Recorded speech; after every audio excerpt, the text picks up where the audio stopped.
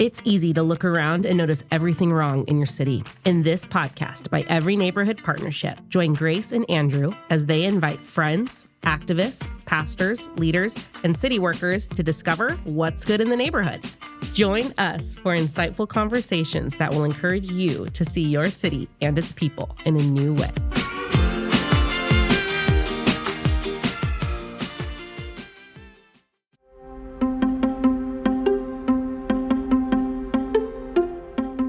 Well, welcome to What's Good in the Neighborhood. On this episode, we sit down with Victoria White of Leadership Education and Duke Divinity. Victoria is a gem of a human. You will get her passion, her energy, and we talk about both her book, which is called Holy Friendships. And then we also, Victoria's a leader of leaders. She talks to pastors, nonprofit leaders all throughout the country every single day.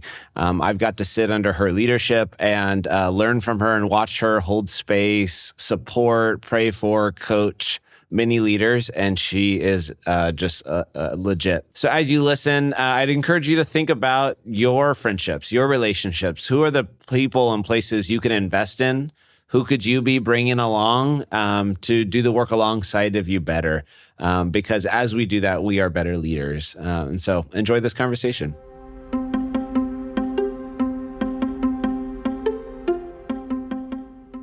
Well, welcome to What's Good in the Neighborhood. We are continuing in our Soul Care and Leadership series and got a lovely friend we've got to meet over the last couple of years. Excited for you all to meet. But before that, Grace, how we doing? We're doing so great. Andrew, it was your anniversary on Monday? Your wedding anniversary? Well, do I give you the real story behind it? Give us the real. This is this is some leadership stuff right here. Yeah, I'm embarrassed, but I actually legitimately one of my goals this next year is to really deeply invest in my wife and our relationship. As I've been 4 years here at EMP, that's taken a lot of mental energy. So I'm not starting off the year great. Let's just say that. But my sister-in-law did text my wife and I at about 10 a.m. and said, "Happy anniversary, you guys." And I texted my wife, and we both had forgotten. So at least she forgot too. We're on 18 years being married, and but we did go out. So I immediately scheduled a nice dinner. And one of Grace's recommendations, went to Saison in Fresno. It was so good. I ordered carrots. And the carrots blew my mind. Yeah. It's like this. The guy was like, "You guys had ordered my favorite stuff here: lamb, drink." Oh, it was so good, so good. So. I honestly wasn't even going to bring up your surprise. I was more just saying, you got to go to a nice meal, got to enjoy, chat with your wife. So fun. Well, we're in the soul care and leadership, so if I feel like I would stay at the fake level, True. It's just got to be real here. That's right. Well, we all appreciate it, listeners too. Yeah. We get a treat today. Who do we have on with us today, Andrew? Yes. So Victoria White. EMP has been part of a process through Duke Divinity and Leadership Education. They are investing in a handful of organizations all across the United States that are engaging faith leaders, churches, ministries of different sorts that are they're really just trying to invest in us and invest in our capacity to grow. And so through this process, we've actually flown out to Duke twice and had an amazing experience of being spoiled and treated and invested in. We've had workshops, time to connect with these other organizations and leaders. And in that process, the steward of it all, the mastermind who creates space for others and has been doing this for decades, as herself a leader, pastor, chaplain, and just a woman of deep faith and leadership, is Victoria White. So thanks for joining us today, Victoria. Wow, what an introduction. Thank you so much. I'd really like to meet that person. She is pretty great. Victoria, give us a little backstory to you. I gave a little context, but what do you spend your time doing? How have you kind of found yourself in the role? And what do you do? Great question. Naturally, I find myself to be a really curious person. And you combine that with the fact that I love a good story. I love telling stories. I love hearing stories, collecting stories. That came into my work a lot as a chaplain in my previous iteration of my vocation. And I love to surround myself with really interesting people. That's kind of the way I like to do life is being around interesting people who have great stories. And so I had the privilege of working with some really innovative colleagues about 20 years ago on some grants. And we did some really cutting edge work at the time that was supporting pastors in their first call in their ministry settings. And then I pivoted to some other work and did some other things for a few years. And then about 10 years ago, those colleagues called me up and said, hey, we have an opportunity for you that we think that you would be a good fit for. We need somebody to listen to community leaders and clergy, to what their hopes and their dreams and their desires and challenges and roadblocks are, and then develop some opportunities for them to grow and experiment and try some things and better serve their communities. And so how do you say no to an opportunity like that? I mean, that's incredible. And so, now that I think about it, I've kind of had 3 iterations of my vocation throughout my kind of career trajectory. And all of them have come from some kind of a friendship connection where someone has a need and says, hey, I know somebody who can do that. And I'm just really grateful for friends who say my name in rooms that I will never be in or never really even know about. That's such a gift that they do for me. And it's a privilege to get to do that for other people. So that's kind of how I came to be doing what I do now, is that some folks saw my gifts and remembered them and brought me into good work. I gave my little description of the leadership education capacity building grant just for context and from how you think about it. What is the work that you all are doing there that EMP is a part of? We were so excited that ENP said yes to our invitation. The capacity building work that we do is all about giving resources to organizations that are in traditionally marginalized and under-resourced communities, and that can be interpreted in a number of different ways. And those who are serving pastors and congregations in a variety of ways. Some of them are directly serving communities, others are doing direct service provider things to pastors. And so we want to help those organizations grow their capacity to do their own work. And one of the things that's really important to me about that is that we've got over 50 organizations doing this work alongside ENP. And I am not an expert in any of those contexts. And so the great part of my work is that y'all are the experts. And so I get to provide you all with resources and connections and conversation partners and subject matter experts. And then you all go and do what you think is best to build capacity in your organizations and in your leaders. And it has been an absolute joy to see the growth and the development of these organizations in the ways that they are serving their communities. Well, and, just as a snapshot, so one, I think, props to you and the team for just your radical hospitality. I think it's a space that there are a few spaces I go to where I don't have to feel on and I don't have to perform. And even most grant things, I'd have to perform and be on. And that's a space that I can just go and be with friends and colleagues and learn and discover new work that people are doing all throughout the United States. And then 2, like training and resourcing. A couple of the topics last time were strategic planning and board development. We just had our strategic planning time with our board, and board development is a huge focus on that. Grace and I had a little directors, managers retreat this last week where we're working on some of the things we need to do from a strategic plan. So just the continued idea, support is just amazing. So on our end, just as we start the conversation, just want to say thank you so much. Well, and thank you for coming alongside us and for trusting us. I know a lot of times with grant making agencies, there can be a lot of tension between the grantor and the grantee. And personally, it's important for me that this is a learning experience on both sides, that we want to learn alongside you all about who are the folks that you trust. What are the things that you're learning? Because as you're learning, we're learning. And so we really do see it as a walking alongside our partners. And so thank you for trusting us. So good. I hear you as you're chatting and mentioning like 50 other organizations and leaders that, were alongside even Andrew and Joyce as they go to Duke. I'm sure that you get a lot of one-on-one conversations, or you're hearing about the work, you're hearing about the struggles or tension points of these organizations. I would love for you to give us a little deep dive on that.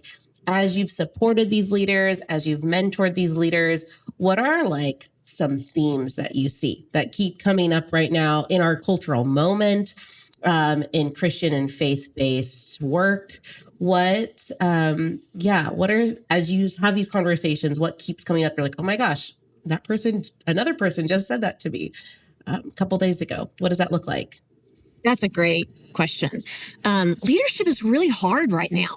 And I could just say full stop right there. Leadership is really hard right now. One of the things I think that leaders are finding really challenging is the constant pull between the urgent and the important. It can feel like the world is on fire, and in some places it literally is. And as leaders, we're doing our very best to serve our communities when we do the work that only we can do as leaders. And it's really easy to get distracted in the weeds of the tasks and the priorities that we have given away to others because we have hired them and we trust them to do that work. And that distracts us from our leadership that we do as leaders. I also think that it's challenging to stay focused on what our distinct organizations are good at. There's so many needs and opportunities that we can do within our communities, but there's something specific that each organization offers. There's something specific that ENP does within Fresno, and we need to stick with those things and not get pulled into other work, especially if there are other organizations that are already doing that work really, really well. It is so much better to partner and come alongside those folks than recreating new programs or ministries in our own shops. But, that feels really good to say, look at this new thing we developed. Right. And there's 15 other of them down, just down the street. And so I think that staying focused on what is our work to do. And then the other thing, I think loneliness comes up a lot. Loneliness and isolation are absolutely rampant in leadership, but just in life in general. We are living in an epidemic of loneliness. In 2023, the Surgeon General declared that it is an epidemic, which means that who we spend our time with and how we spend our time is literally a matter of life and death. Mm-hmm. And so we have bought into the false narrative that Hollywood and Silicon Valley, sorry to pick on California, but they have put out these narratives. We're used to it. Yeah. They put out these narratives that the Lone Rangers are the real heroes and heroines, right, and that success is sweetest when it's achieved as a solo person. And that's not how we were created to be. That's not how God designed us. God designed us to be in community. We as leaders, we're supposed to be doing this work together. If you think about the way Jesus modeled his ministry, he sent out the disciples 2 by 2. And yes, that was for safety and camaraderie and all of that. But also it was for friendship. It was for accountability. We are supposed to be doing our work in conversation with others, in community with other people. And so isolation is a huge theme that I hear among leadership. Ever wondered what makes your neighborhood unique, or how the history of your city shapes the places you love today? Well, now you can explore the story of Fresno like never before, right from your car using the VoiceMap app. Introducing the Every Neighborhood Partnership Drive Tour, a self-guided audio tour that brings your community's history, landmarks, and stories to life. As you drive through local streets, EMP's Drive Tour will guide you with fascinating insights into the people, places, and events that have shaped your neighborhood. Whether you're discovering hidden gems, learning about community activism, or simply enjoying a fresh perspective on familiar places, this tour is a great way to connect with Fresno in a whole new way. So what are you waiting for? Tap into the Every Neighborhood Partnership Drive Tour today on VoiceMap and get to know your community like never before. Download the VoiceMap app, search for the Every Neighborhood Partnership Tour, and start exploring now. Fresno's story is waiting to be discovered. Well, and you wrote a book about doing things in team, right? The book is called Holy Friendships, Nurturing Relationships That Sustain Pastors and Leaders. I love that title. I went on like a deep dive on friendship this past year. My husband and I had some we grew up evangelical. We had these kind of mind blown moments of wait, I think that friendship is the very foundation of everything, of everything. So yes, double tap on that for a minute. When you talk about doing things in team, what does it mean to live in holy friendship? And what even led you, what were you seeing? With those solo, do it by yourself, what were you seeing in organizations and leaders that you were oh, I got to write about this. There's an issue here to talk about.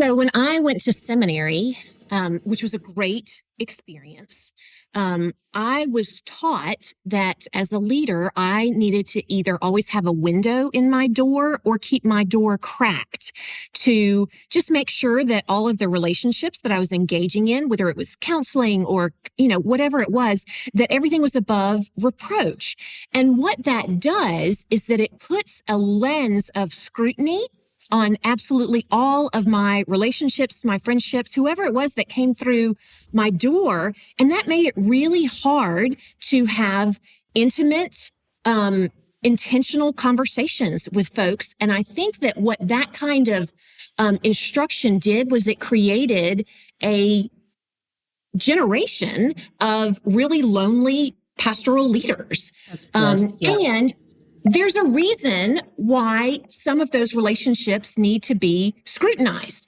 And it's because there are some people who have behaved badly.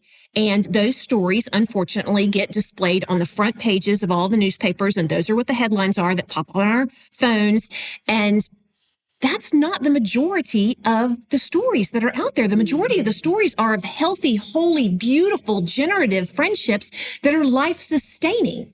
And so it was about, I guess, 7 years ago that I first heard the term holy friendships from one of my mentors, Greg Jones. And it was as if a light bulb went off in my brain. When he said that term, I just kind of went, that's what this is. That's who those people are in my life who come alongside me. And yes, they hold me accountable and they challenge me to remember who it is that I say I want to be and who God is shaping me to be. And they help me dream God-sized dreams, because I don't know about you, but when I am left to my own devices, I can get tunnel vision and I dream really small dreams for myself. And that's sad. And that's not being a good steward of all the gifts and resources and people that God has put in my path.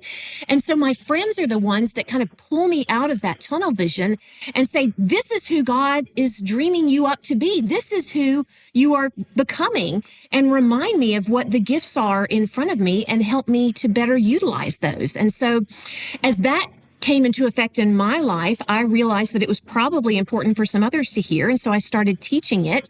And the more I taught it, the more other leaders just kind of said, yes, absolutely, this is what we need. We want more of it. And the majority of the leaders I was teaching were younger, kind of emerging leaders. And they were very kind of type A personality. We want frameworks and checklists. And so they said, okay, so we want a list of what does a holy friend do? And what does it look like? And what is it not? And where do we find them? And that kind of led to a book. It wasn't anywhere that I was wanting to go, or, I was not one of those people that said, when I was 5 years old, I'm going to write a book. Yeah. In fact, unless you are one of those people, don't write a book, because it's a really hard thing to do. But I'm so glad that I did, because it enabled me to hear more stories that I absolutely loved of incredible generative friendships. And then I got to tell those stories, to other folks, and hope that sparked some ideas about how folks can better utilize their friendships, better live into those friendships to be the people that God is shaping them to be. Right when I started working for EMP, I had never been in a room alone with a man before in any type of organization or leadership position. Never before. The first day of EMP, Andrew goes, let's go to lunch. And I was like, I just stopped in my tracks. I was like, go to lunch. Like, okay. And then he goes, yeah, we can go in my truck. And I had a full, like, it was. I've never heard this story. Oh, yeah. I had a full moment of like, what do I do? Because it was like everything that had been ever taught to me was like, that's a threat or that's an issue or we don't cross that boundary. I remember, and I texted my husband like a good wife, and I was like, what is is this okay? Are you good? He's like, you're fine. It's fine. And it was one of those moments where I was like, I think I'm afraid of something that I don't actually ever need to be afraid of. If I'm doing what God is like, if what I'm supposed to be doing and like we're on mission together, then what's the problem? And so it was that funny moment for me where Andrew, like in one quick swoop, was like blew every idea I had around that.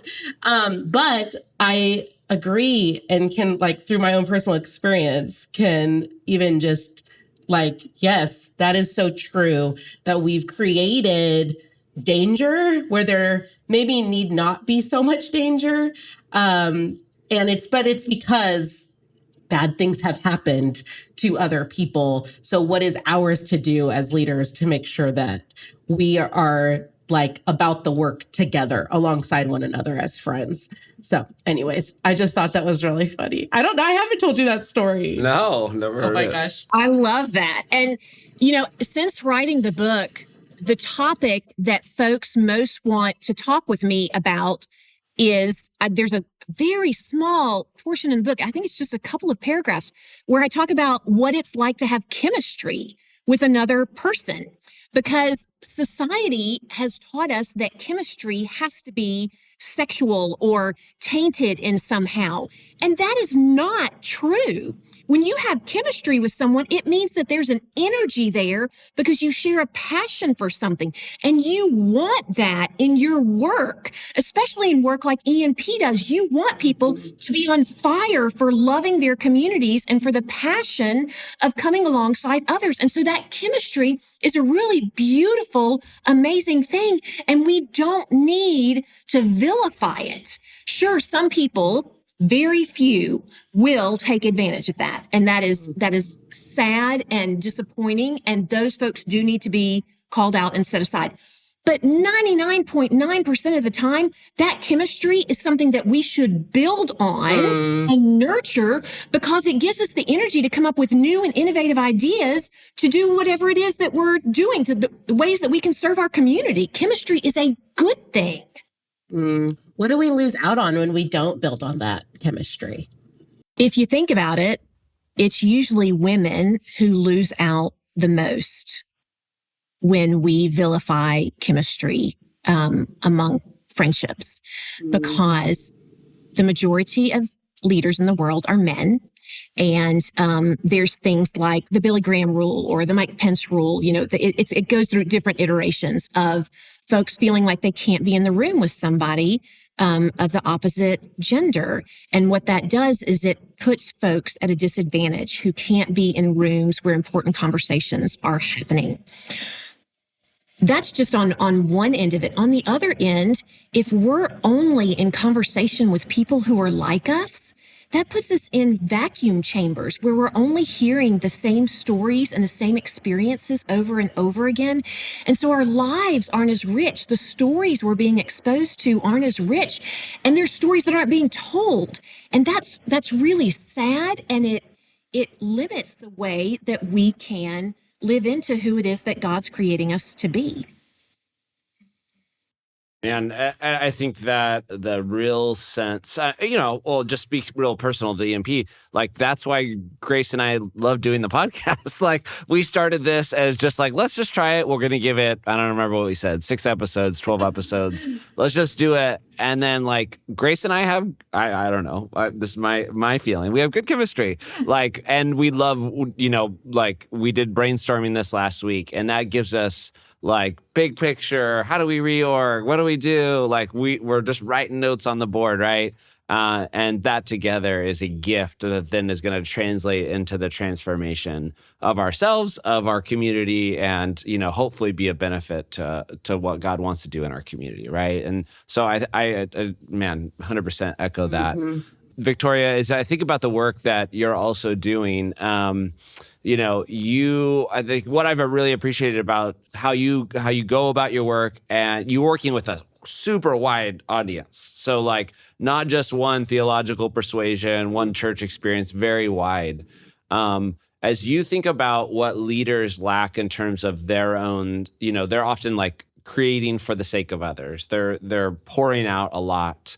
What are the types of, spirituality, the types of habits, the types of things that you're trying to anchor leaders in? Like, what are you trying to do with friendship and also just in spiritual practice to try and be like, this is what is needed? You gave us a quote as we left that's really stuck with me.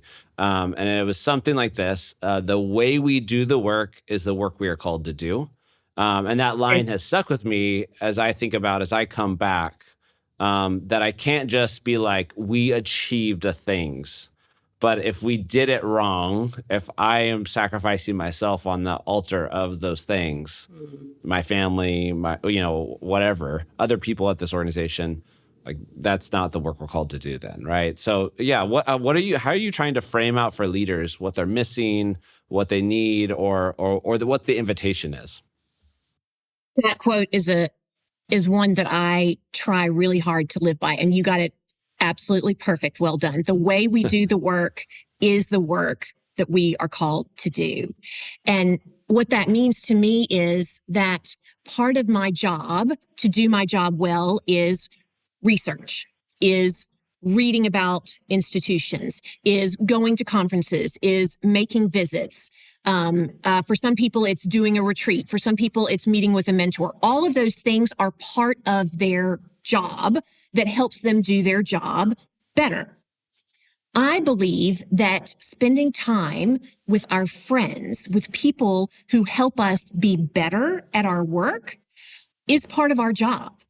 Think about it. If you go and have lunch with a friend, if you spend 45 minutes, an hour with someone, you will come back and you are probably more creative. You're in a better mood. You have a better attitude. You probably have some ideas about how to approach some challenges that you didn't have beforehand. You got a boost of dopamine, which all of our bodies are wanting more of, that don't come from the pings on our phone, because that's not healthy. If that is making us do our job better, if that's helping us do our work better, that's part of our work. Mm. In this industrialized era, we have bought again into a false narrative that work is supposed to be hard and painful and joyless.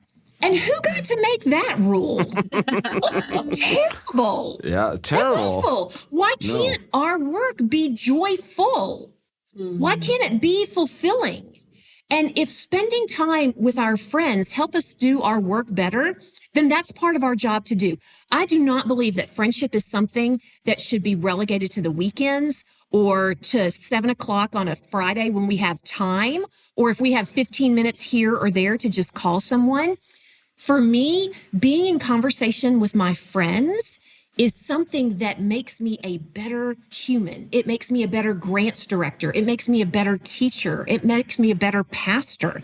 And so being with them is part of my job.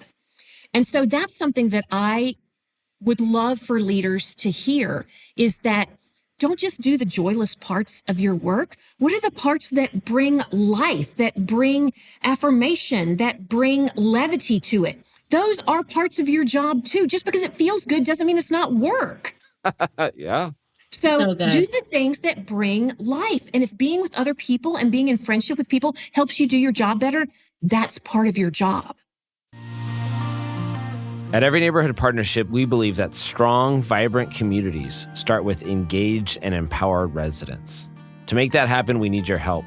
Our mission is to connect neighbors, create opportunities for local leadership, and transform neighborhoods through education, collaboration, and advocacy. Every dollar you donate goes directly to supporting programs that make a real difference. Whether it's providing land use education, elementary literacy mentoring, or healthy spaces to help kids and our families grow. When you donate to EMP, you're not just giving money, you're investing in a future where every neighborhood in Fresno has the tools and resources it needs to thrive. Your contribution, whether big or small, ensures that our communities have a seat at the table in the decisions that affect them most. So if you believe in seeing students excel, our community members healthy and whole, and our neighborhoods thriving, we invite you to make a donation today. Just visit everyneighborhood.org or tap the link in the show notes to give. Your support helps develop the next generation of leaders like Fresno depends on it. Donate now to Every Neighborhood Partnership.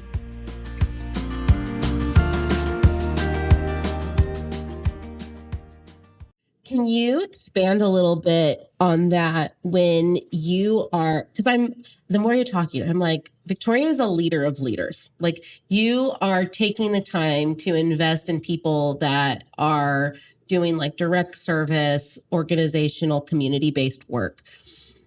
I'm sure that you also see a lot of like just practical, like, hey, you probably shouldn't run a board meeting that way, or you probably shouldn't structure that way, or whatever that looks like. That's going to lead to A, B, and C.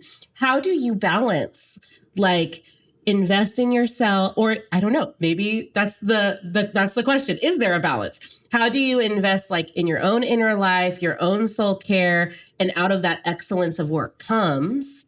And then also being able to like look at someone that you're coaching or you're leading to be like, hey, this very practical, tangible thing needs to get addressed. What does that look like for you? That is one of the real challenges of leadership, isn't it? Is striking that balance of how to move from the levity of a fun, uplifting, affirming conversation to something that might be challenging or hard to say. And that's where having a real foundation of trust matters. And that begins from the very moment that you meet someone. It is determined by the way that you put a calendar appointment for a hard conversation in somebody's calendar. All of those, the little details about how you interact with folks matter.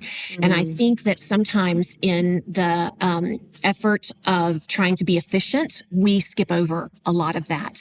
And so it's those soft skills of leadership that are so important about remembering that everybody has something that's going on when they get on the bus or get on their bike or get in their car to drive home. There's something that's happening behind the scenes that we don't know about. Remembering the humanity that people are bringing to the work. And then remembering that we all are fallible. We all are just trying our best to figure this out and do this work with integrity and do the very best that we can. I think sometimes that we look at our leaders and we put them on pedestals and we think that they have this experience or they have these degrees or they have access to all these resources. I guarantee you they put their pants on one leg at a time, just like everybody else does. And they've probably got somebody at home who's going to annoy them or disappoint them or, oh my gosh, I forgot my science project is due tomorrow. And I need for you to help me with this now. Everybody is coming in with their own stuff. And so remembering the humanity of it all is super important. It's making me think of like anyone that that's ever been hurt by a boss or a leader or church even or a pastor. It's funny the things that will come up when you go, well, what hurts you? And it often is the little detail things like the way I didn't love the way they handled that meeting or the way they calendared that meeting or they didn't look me in the eye when they said the hard thing. It's those soft skills that you're talking about that are often the thing that we remember. It's not the like, here are the 1, 2, 3 ways that you haven't met your job description or volunteer description or whatever it might be. It's often the way in faith world, we call that shepherding, the way that you held people, you cared for people. So it is really curious, and so maybe my question in that is, how do we care about soft skills enough that we give time, energy, and effort to develop them? I think one of the most practical things that I have started doing in about the last year is with my colleagues, and these could be folks that I report to or who report to me. When something comes up that we see happening maybe in another organization or another department, I will say, hey, if that was happening here, how would you want to know about that? How would you want me to approach you? Would you want me to schedule a lunch and we talk about it while breaking bread? Would you want to hear about it in a text message? Would you want me to put a formal appointment on your calendar and then we have a meeting in your office? Or would you rather meet in my office? What ways will you best be able to hear information like what we just saw happening? And what that does is it tells me about their communication style, about how they can receive information, but it's also teaching me the different ways that my colleagues need to be in relationship. One of them said, "Oh, don't ever tell me something bad unless we're eating, because I need to know that that we are being together, that we're being community together, and that we will have that at the end." Yeah. And that was so important for me to hear. And so, thankfully, we haven't had to have a lot of meals together with those kinds of conversations. But the meals that we do have, I now know are so important to him. Yeah, you guys are building that trust. Yeah, we just had a meeting yesterday and we set a meeting on the calendar, and one of our coworkers was like, maybe we shouldn't do that here. Like, just kind of put that out there, like maybe we should do that somewhere else. And it was a moment of like, that's probably the most kind and caring thing that we can do is take this somewhere else for ourselves, for our organization. That's the best thing that we can do.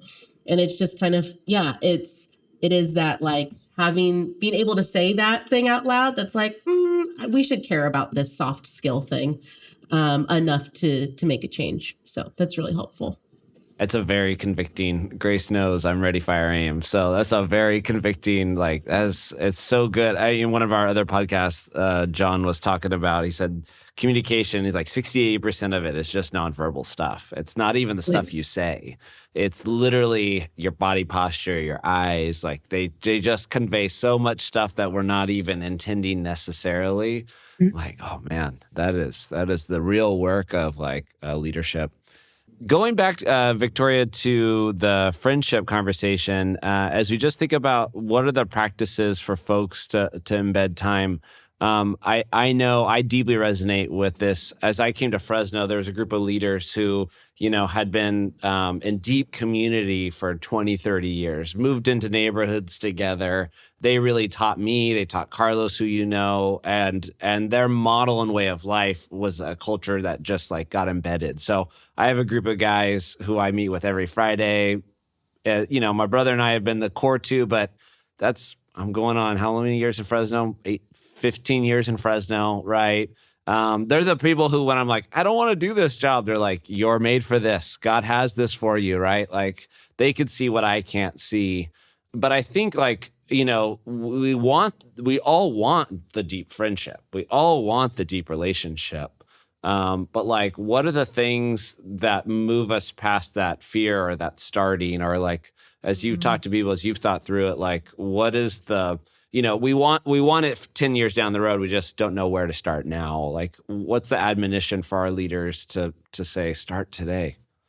I have a dear friend who's a pastor in Colorado, and he has a Post-it note that he keeps on the dashboard of his car. And on that Post-it note, it says, "Why are you doing this alone?" Wow. And it serves as a reminder to him that he doesn't need to do this work alone. He needs to grab a deacon to go do and make visits with him, or he needs to grab one of his associate pastors to go and visit the nursing home or go to the city council meeting.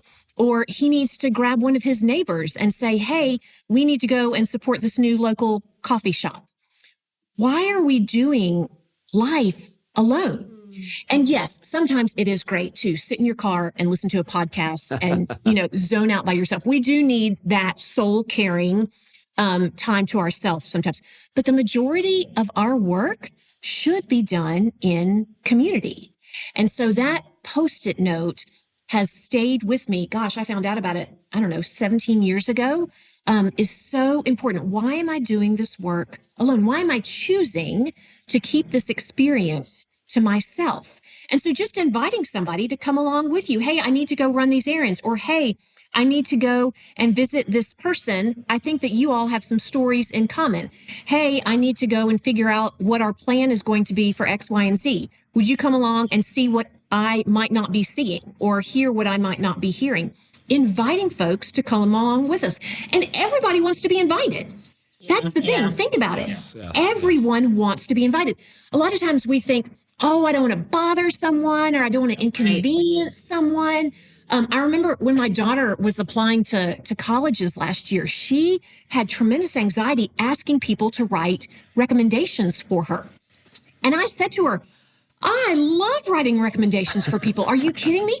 I get to sit down and write about all the greatest stuff about these people that I love. I get to write an advertisement for how amazing this person is. I love being invited to do that. We think that we're inconveniencing people by inviting them into our lives, when the actuality is everyone is lonely. Everybody wants to be invited to the party. We need to just send that text message or pick up that phone and say, hey, would you just come with me and do this? Yeah, so good. You mentioned right at the top, leading right now is hard. And we could get into the litany of the ways it's so hard. But what gives you hope? What gives you joy and hope as you walk alongside pastors, leaders, while you're working at Duke? What gives you that joy and that hope? I don't know if you've noticed, but the church is changing right now. There's a lot happening within the church, and this is normal and natural. If you look at church history, about every 500 years, we have a reformation, and we are about due for one right now. And so churches don't look like what they used to look like, and that's frustrating a lot of folks. They're looking back. They have a orthodoxy of nostalgia where they want what used to be. And those 1950s families that drive up in the station wagon with 2.5 kids and a golden retriever in the back seat, where the mom stays at home and the dad is able to work a blue collar job and still afford a house for a family, those families don't exist anymore. They're not coming to church because they don't exist. So hope and excitement for me comes from those faith-rooted leaders who see this not as the nostalgia that we need to dive deeper into and double down on, but rather see this as an opportunity to try some things, to experiment, to throw some Jell-O at the wall and see what sticks. And that means that there's going to be some failure involved. But is it really failure if you're learning things? And so I find joy and excitement and energy from those leaders who see this as an opportunity and are trying new things, who are experimenting, who are bringing new folks into partnerships and collaborations, who are looking at their tables and saying, wait a minute, who isn't here? Who are we missing? Whose voice do we need to be hearing from? And inviting those folks to come along and design and create new ministries, new opportunities to serve their communities with them. That's where I find joy and excitement, is in those folks who are taking the risks to create new things in this time of change and transition. Well, Victoria, I'm so glad you're able to join us on the podcast. I think you model so well somebody that is, we talk about energy and we talk about your rootedness, and the passion at which you're able to hold together your own local friends with, you have friends across this nation and across this globe, and to hold space for those conversations, to create connection and community is really a gift to the church. So thank you for sharing that. Thanks for what you're doing, and so glad to have you on the podcast. This was an absolute delight. And I am looking forward to when you come out to Fresno soon. Ooh. And we get some good tacos together. So we'd love that. Absolutely.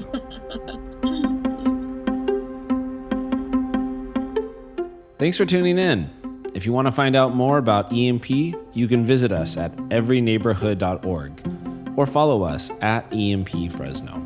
Every Neighborhood Partnership and this podcast exists to activate, equip, mobilize, and transform here in Fresno and beyond. If you liked what you've heard, please share and review what's good in the neighborhood wherever you listen. We'll see you next time.